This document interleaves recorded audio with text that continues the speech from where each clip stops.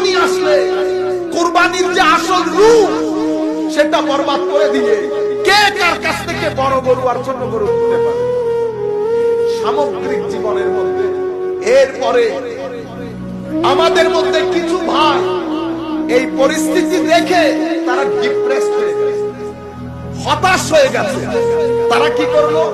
College বিশ্ববিদ্যালয় বাদ দিয়ে তারা বলে আমাদের ধর্মের মধ্যে সংস্কার করবে। কি করবে? সংস্কার। ধর্মের মধ্যে এটা বেদাত, এটা বেদাত, এটা বেদাত, এটা বেদাত, সব বেদাত।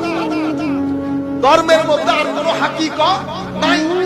তারা বেদাতের নাম দিয়ে একটা মুভমেন্ট জারি করেছে, পিউরিটান মুভমেন্ট। নাম দিয়েছে সালাফি মুভমেন্ট। কি মুভমেন্ট? সালাফি। মানে আপনি ধর্ম পুরাতন হয়ে যাওয়ার কারণে ধর্মের মধ্যে উরুস ঢুকেছে, ধর্মের মধ্যে মিলাদুন নবী ঢুকেছে, খানেকা ঢুকেছে, মাজার ঢুকেছে, মাযহাব ঢুকেছে, শবে বরাত ঢুকেছে, আরো কি কি ঢুকেছে। এখন আপনারা মনে করতেছেন এগুলা সব বাদ দিয়ে দিলে ধর্ম শুদ্ধ হয়ে যাবে। আপনারা নাউজুবিল্লাহ বলবেন। এগুলা এই কনসেপ্ট এসেছে খ্রিস্টানদের কাছ থেকে, এটা মুসলমানের কনসেপ্ট। পিউরিটান বলে, আমরা যাদেরকে সালাফি বলি, খ্রিস্টানরা তাদেরকে কি বলে? পিউরিটান।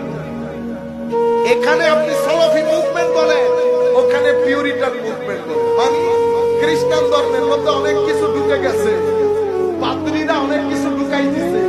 বুঝতে পেরেছেন? এগুলা খ্রিস্টান ধর্ম থেকে বাদ দিয়ে ফেলতে হবে। একই মুভমেন্ট, ওই ওরা টাকা পয়সা দিয়ে আমাদের দেশ শুরু করে।